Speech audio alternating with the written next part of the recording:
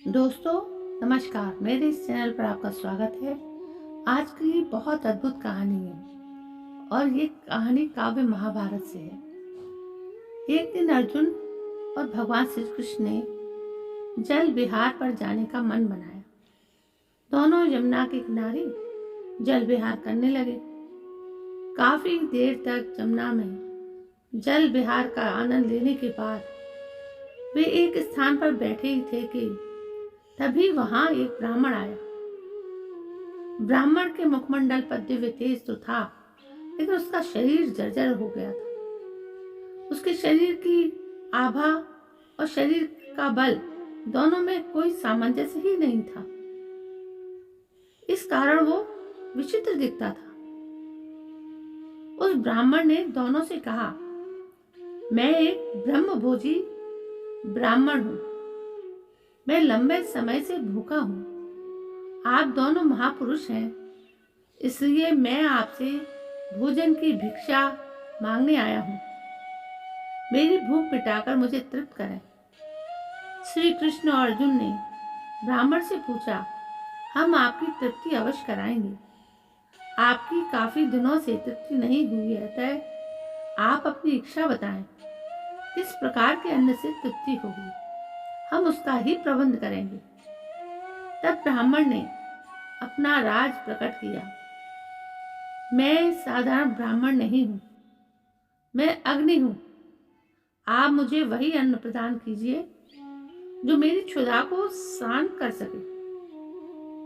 मेरी क्षुधा खांडव वन को खाकर शांत होगी, लेकिन मैं 7 बार उसे जलाने का असफल प्रयास कर चुका हूं। इस वन में तक्षक नाग और उसका परिवार रहता है, इसलिए इंद्र हमेशा इस वन की रक्षा करते हैं। जब जब मैं इस वन को जलाने की कोशिश करता हूँ, तब तब इंद्र मेरी इच्छा पूरी नहीं होने देते। आप लोगों की सहायता से इसे जलाकर क्षुधा शांत कर सकता हूँ। संसार में आपके अतिरिक्त कोई और इसमें सहायता नहीं कर सकता है। मैं इसी भोजन की याचना करता हूँ। हे वासुदेव कृष्ण, आपसे क्या छुपा है? आप तो भली भांति जानते हैं कि मैं खांडव वन को ही जलाकर क्यों अपनी क्षुधा शांत करना चाहता हूँ। इसमें यदि मेरा हित है तो पांडवों का भी हित सिद्ध होने वाला है। ब्रह्मा जी ने मुझे बताया है कि इसमें हमारा परस्पर परोपकार होने वाला है और भविष्य की एक बहुत बड़ी घटना की पृष्ठभूमि लिखी जानी है। अतः आप कृपा करें। खांडव वन को जलाकर पांडवों को क्या लाभ हुआ, यह तो हम सभी जानते हैं, पर इसमें अग्नि का भी तो लाभ था। ब्रह्मा जी ने ऐसा क्यों कहा था? पांडवों का तो खांडव आगमन अभी अभी हुआ था, परंतु अग्नि 7 बार पहले उसे जलाने का असफल प्रयास क्यों कर चुकी है? आइए आपको सुनाते महाभारत की वो अनसुनी रोचक कथा। उस कथा को समझने के लिए पांडवों की समस्या को भी संक्षेप में समझते चलते हैं, तब स्थितियां ज्यादा स्पष्ट रहेंगी। द्रोणाचार्य से शिक्षा लेकर कौरव पांडव दोनों हस्तिनापुर आए तो प्रजा के मन में यह अभिलाषा जागने लगी कि युधिष्ठिर को युवराज नियुक्त कर दिया जाएगा। धृतराष्ट्र को अपने विश्वसनीय दूतों से इसकी भनक लग गई थी। वो दुर्योधन को ही सिंहासन पर बिठाना चाहते थे, लेकिन प्रजा का विद्रोह था भी नहीं सह सकते थे। वो भीष्म इसमें बहुत बड़े बाधक बने, क्योंकि उनका समर्पण सिंहासन के प्रति था।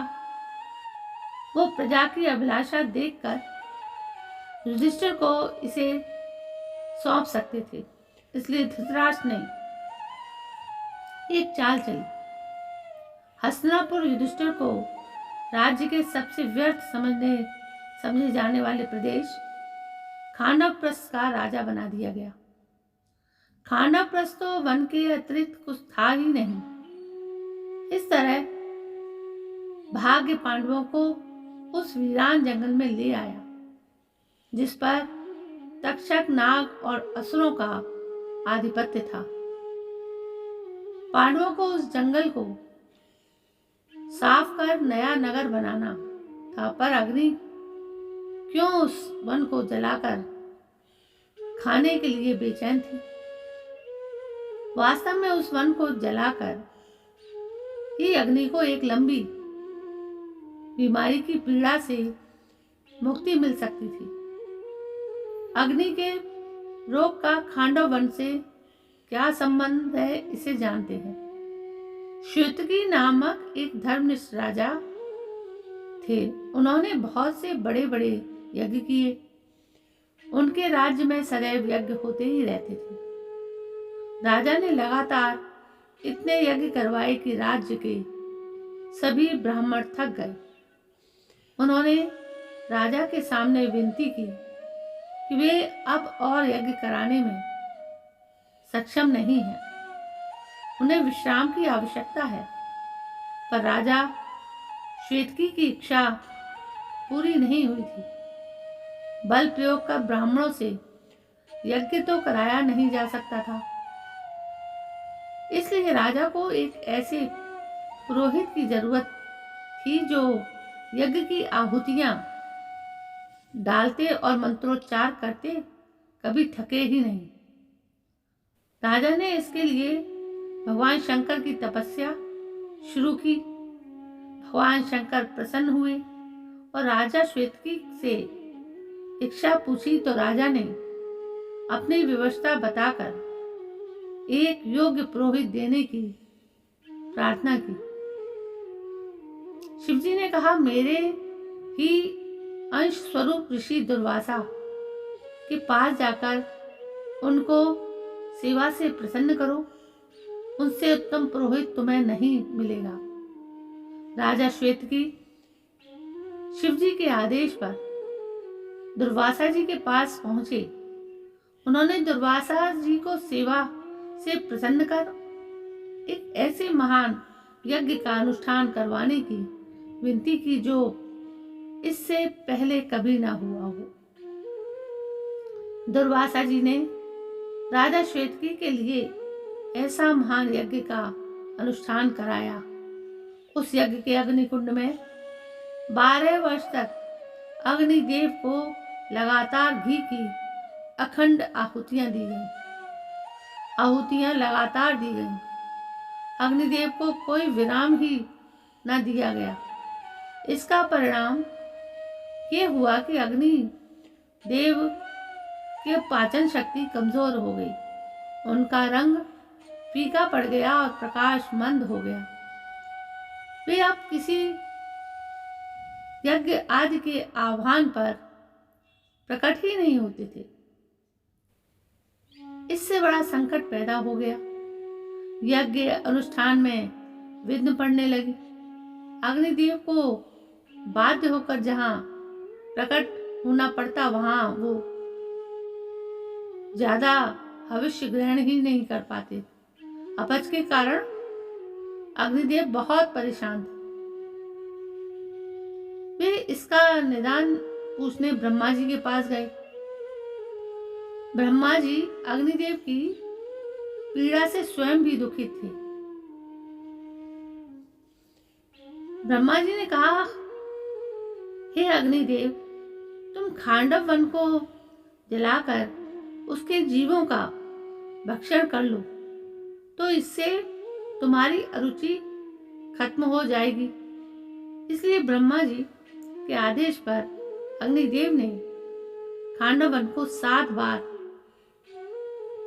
जलाने की कोशिश की, लेकिन इंद्र ने उसे सफल नहीं होने दिया। इंद्र ऐसा इसलिए नहीं करने देना चाहते क्योंकि उस वन में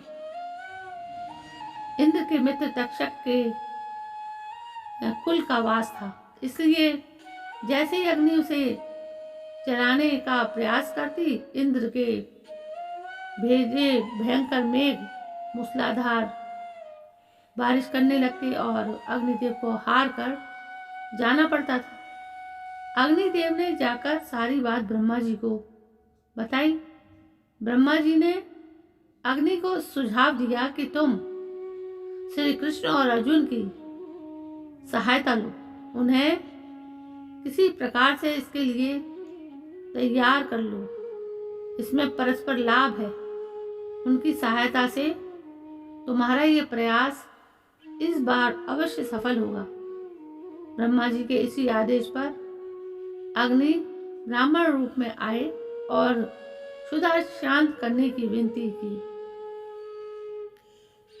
अर्जुन ने अग्निदेव से कहा, हे अग्निदेव, जो स्वयं देवराज इंद्र द्वारा रक्षित है, मैं उसे नष्ट करने में कैसे सामर्थ्यवान हो सकता हूँ?